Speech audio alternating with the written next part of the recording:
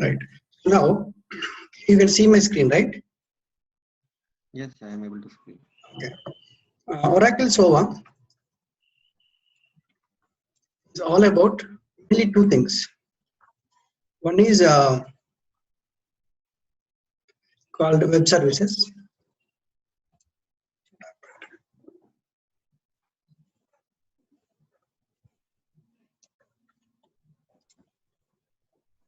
And it is not showing my cursor. Hold on. Close this. Yes.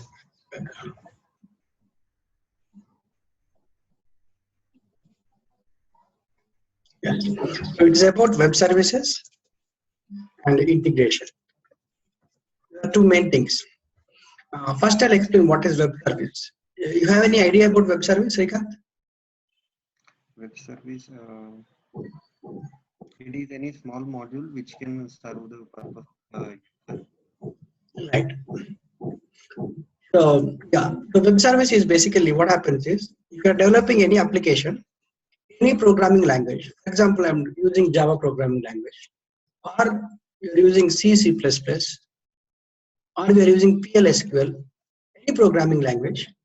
To develop a program, what we'll be doing based on the requirement, we are going to implement that. We are going to develop the program with certain logic. Like we'll be creating some variables, data types, and etc. We'll be using like to if condition, for loops, etc. in a program. And one more thing, what we do in any program, in any application development, we'll be using, in case of Java, we say methods. In case of C++ or PLSQL, we say functions, procedures. We always break our application, our program into multiple functions or multiple methods. And what is a function? Why we are doing that? Because of two reasons we'll be doing that. One reason is reusability. What is reusability here? Why we are doing, how we are achieving reusability? Writing a function, specific functionality, we'll be able to reuse that function any number of times in any program. Yeah. That is a reusability. That is the reason we are breaking into multiple functions or methods. Of course, at the same time, it also becomes easy to maintain that application because it is also providing modularizing your whole application. Okay. The most important thing here is what we are interested in is the reusability aspect. So now, for example, let us say I want to develop a small function called get employee details, which takes input employee ID, which accepts the employee ID as input. And output, I want to get employee details. It's a function I want to develop. We can do that in any program. You can do that. Of course, it depends like what exactly you have to do, where you have to get the details from. For example, the database details, the employee details are available.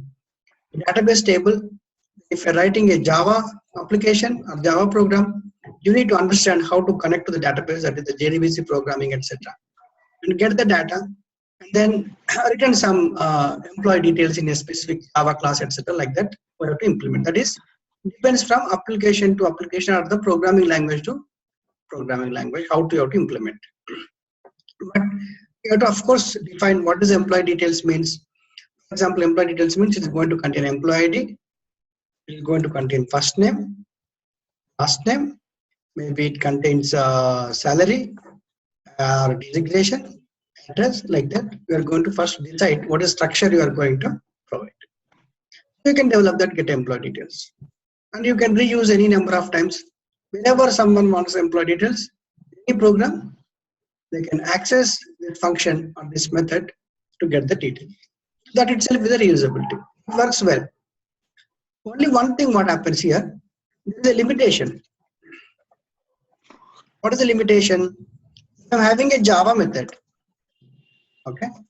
Having a Java method, I can only access Java program. Right? I cannot access the Java method in C++ program, or I cannot access the Java method in a PLSQL program. That is not possible. It is completely dependent on the programming language. Developing suppose C++ function, I'll be able to access that in another C++ program. That way there is a limitation. We are saying reusability, but you cannot reuse across the different programming languages. What will happen? This is going to in the enterprise. If you take any company, so we will end up writing. Suppose if I want to implement get employee details, I want to implement one Java method. I want to implement I have to implement one C++ function. Maybe I have to implement a SQL function like that. You'll end up duplicating the functionality. Same implementation we're writing multiple times. Of course, no company will like that because you are implementing multiple times. That itself is a cost. You need to put same duplicate effort. You have to maintain that piece of functionality over the period of time. So if something you have to change in Java method, you also have to go and change the C++ function to make it consistent. Otherwise, it's going to be a problem. So naturally, what we want to do now, we don't want to duplicate the functionality in different programming languages. What is the solution for that? The solution for that is web service. Web service, what we are doing, you develop the functionality either in Java or C, VLS query, doesn't matter. You develop whatever the expertise you have. Then deploy that functionality as a web service. Where you are going to deploy that on the application server or the web server. In case of WebLogic, for example, one of the examples is WebLogic server. After developing the functionality, we're going to convert that into a web service. The moment it becomes a web service, what happens is, web service is nothing but this functionality. What is the functionality you are implementing? It is available as a URL. When you say URL, it would be like HTTP. I would say iqstream.com. I would say get employee details. Like that, it is going to be available. So the moment it becomes URL, the functionality is available in the URL. That URL can be accessed by any program, independent of what programming language service is available. For example, let's say the web service provider I developed in Java. This is a web service provider. Why we are saying provider? Actual functionality is available with that server. Now, I am developing one C++ application. Can I invoke this service? Yes. I can invoke that service if you are providing that as a web service. How I can invoke? I need to first get the details of the URL, where is it available. Once I know the URL, I can write the C++ program. There are certain APIs available in every programming language. Basically, a network call, remote call to this URL. You provide the input and you are going to get the response. This way, web service makes language, platform, and location independent. The usability is now getting extended. The scope is now wider. You are able to reuse this piece of functionality over the different languages, programming languages, over the different platforms. Not only that, location, it means this service could be available anywhere on the internet, anywhere on the net. As long as you have access to that server, you'll be able to invoke that. This is actually concept what we this is the same concept used for the actual web applications also. So when I go to any website, what we are doing, just write www. something I'm accessing. This is also URL, right? Same concept now extended in the web services. That is just background of web services. Why we are talking about web services here? Talking about web services because SOA is all about web services. Everything what we are developing is a web service in SOA application. Everything what we want to invoke in the SOA application also has to be web service. Then one more thing. Is a problem or any overhead with the web services? Yes. What happened in the industry, because the web service is so flexible, if you develop with a web service that can be accessed by any application, that is the reason in the enterprises, wherever there is a possibility, they started developing web services, deploying as a web service. So that ended up certain overhead. What is the overhead? First of all, if you want to invoke any web service, it is not as simple as invoking the method or function. It needs some effort, and over a period of time, when you're dealing with the n number of web services, it becomes difficult to understand what is a web service, where you are getting from, what clients are using this web service. Administration part would become again difficult. Not only that, when you want to move your application from dev environment to testing and testing to UAT, you want to make it production, etc. What happens here? From environment to environment, your web service URL has to change. What I'm doing, I'm developing one application. The application is now accessing like 100 web services. I'm using some URL. First of all, I'm developing, everything is working. I want to move my application to testing phase now. You have to change all those 100 URLs to use the testing related URLs. If you are moving to UAT, you have to change those URLs to UAT related URLs. So your development environment should not be talking to production, or production should not be talking to development related URLs. That is the reason you have to change that. You are going to modify. Are you going to modify the code every time? You need some solutions for all this. Okay. So the Oracle SOA is actually trying to address all these issues. How it is addressing this way. First of all, it is having a component called Business Process Execution Language, BPEL. We call BPEL.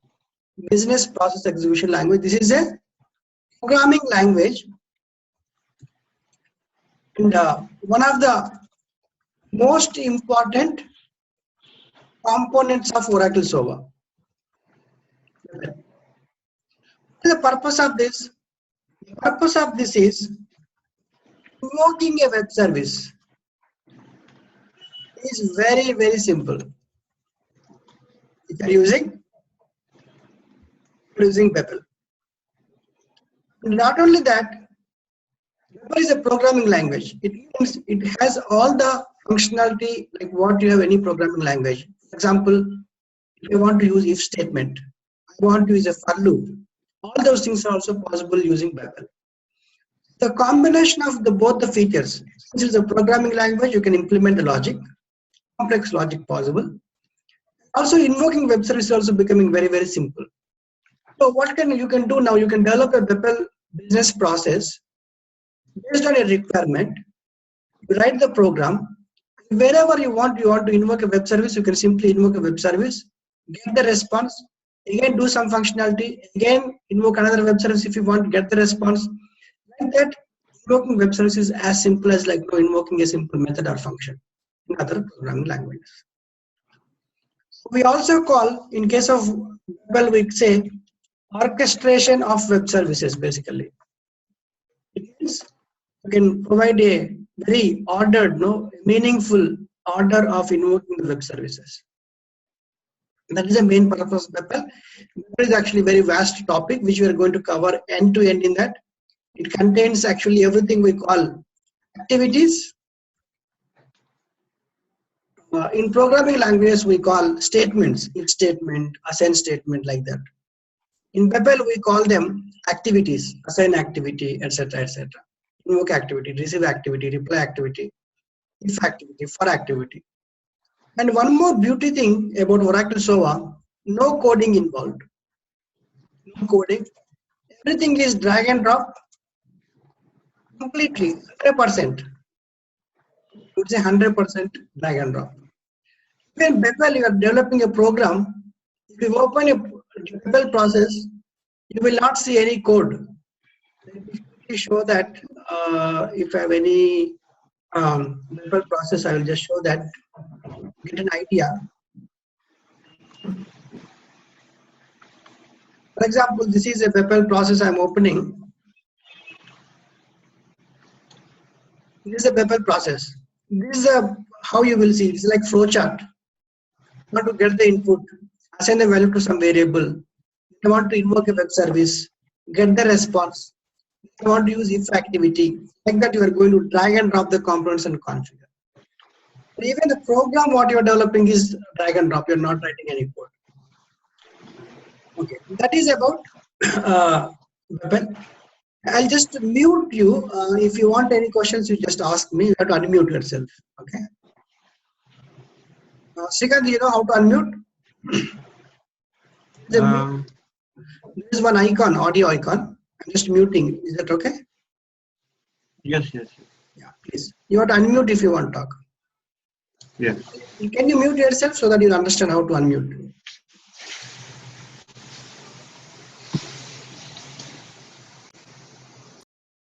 Thank you. Okay. Drag and drop.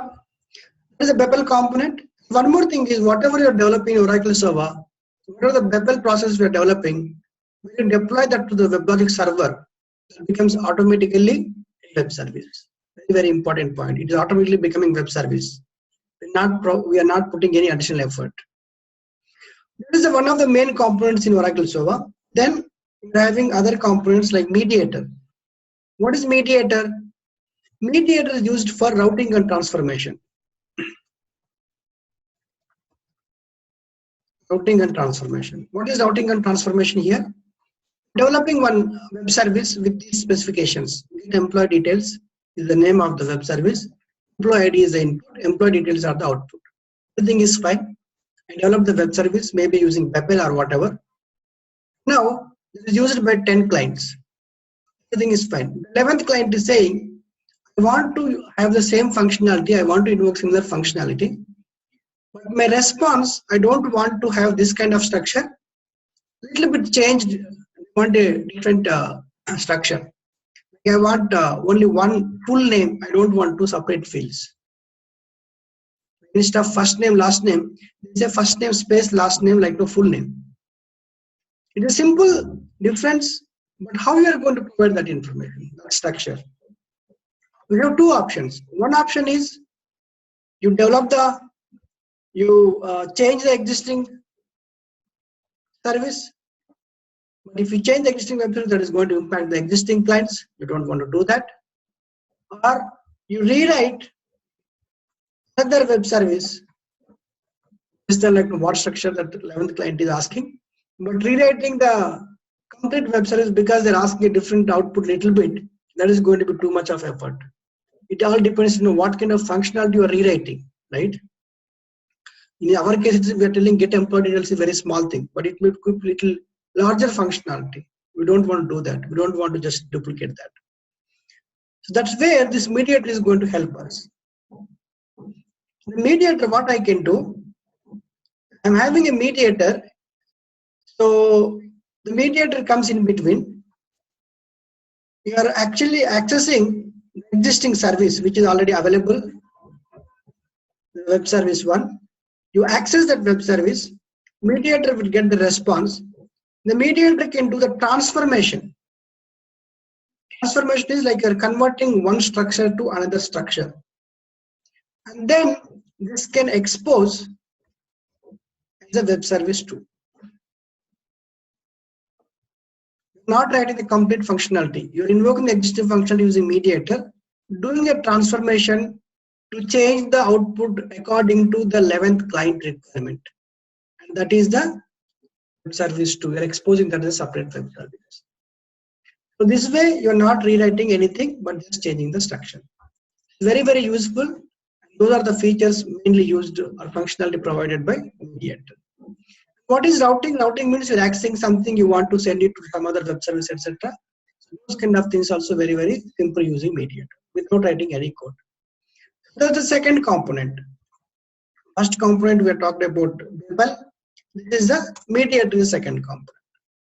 Then third component is, or we also say adapters. What is adapter? Adapters are used to access anything which is not web service.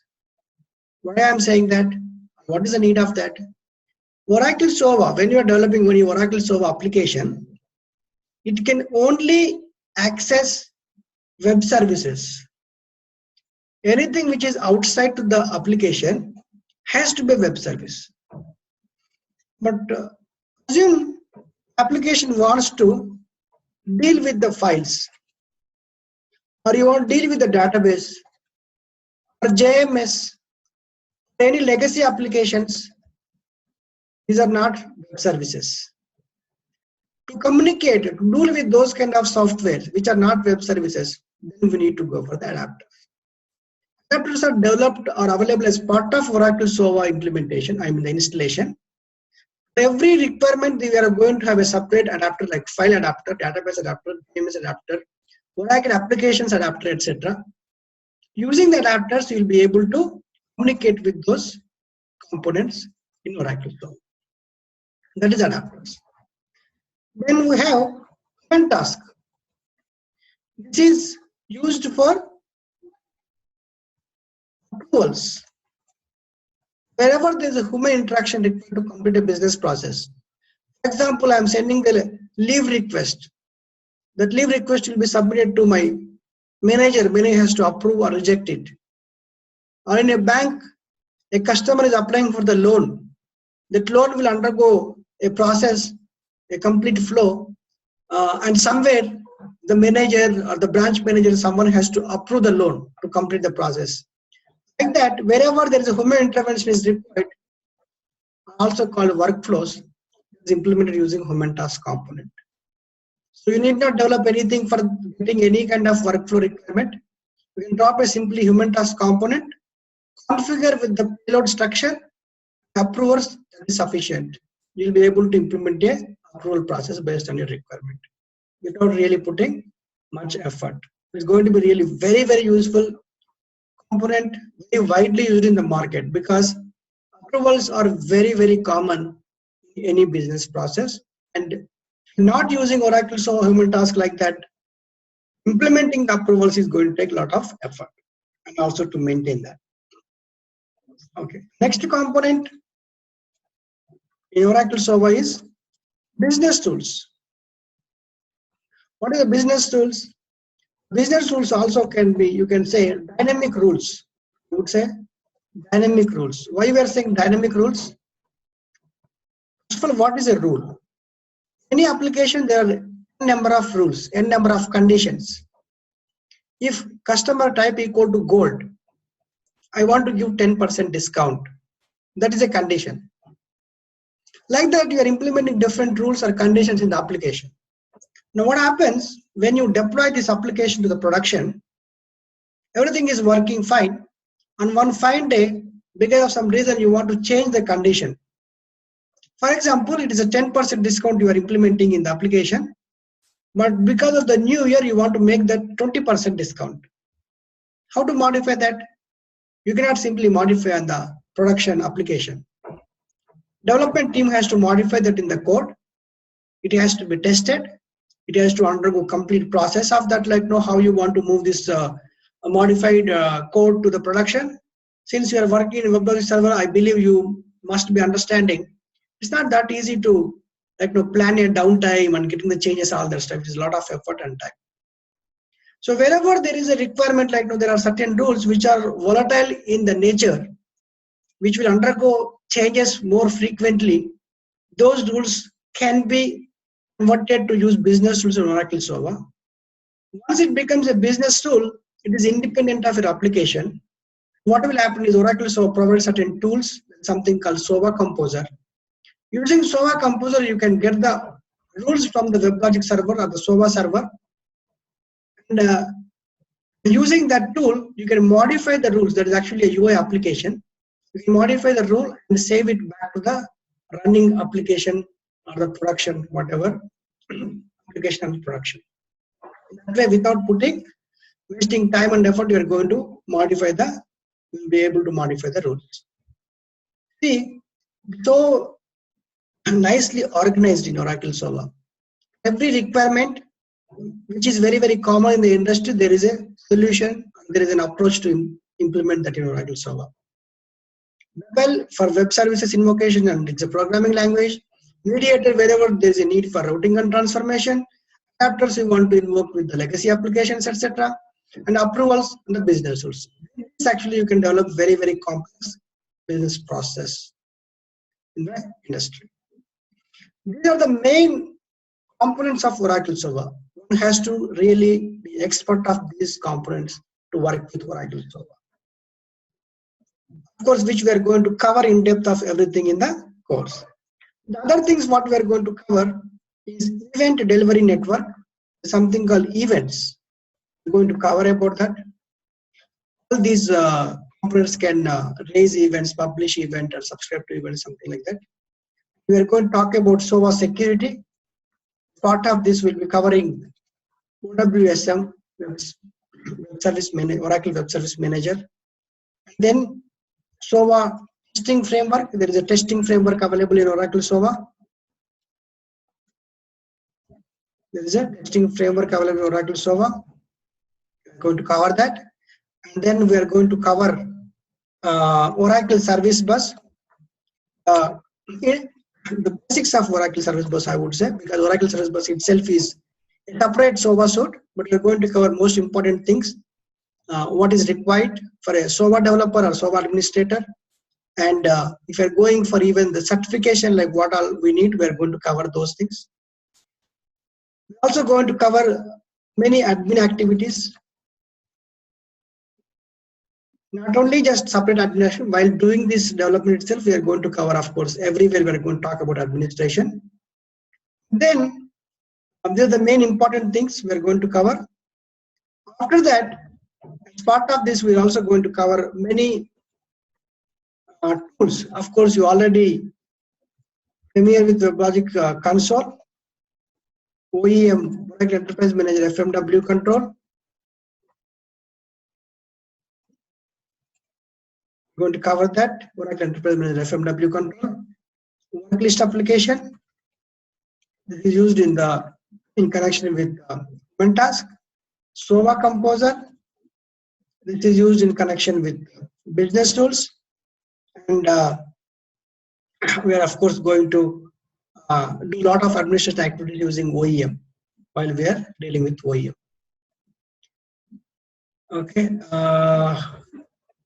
Right. So these are the different tools. Of course, we are going to deal with the JDeveloper. Is used for development. Different tools and different components we are going to cover as part of this course. And how we are going to cover, how we are going to run this. We're taking each of the topics. I'll be covering the theory first. Then I'm going to demonstrate most of the use cases. Everything I'm going to demonstrate. Very important. And then you are going to work on a project as part of this.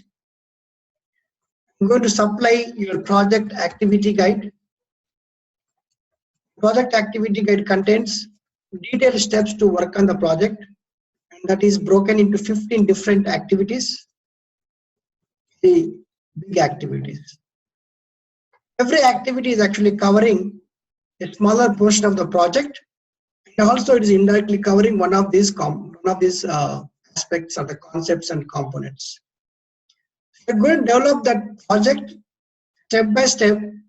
By end of the project, you will understand, you are going to get expertise on the practice of all these components, how you can put together to develop a very meaningful, practical business process. That's what you are going to learn as part of this project. Okay. Yes. So this is where actually we are giving a lot of focus for the hands-on. Hands-on is very important in. If you don't do hands-on, while I will be explaining, everything looks fine. When you start doing, of course, that will become difficult. One more thing I forgot was, you are going to, of course, install the software in your laptop. That is very important. So that you have the software to practice even after the training. If you want to take anything, you will be able to do that. Yeah. That's what I want to cover. If you have any questions now, I can take up that.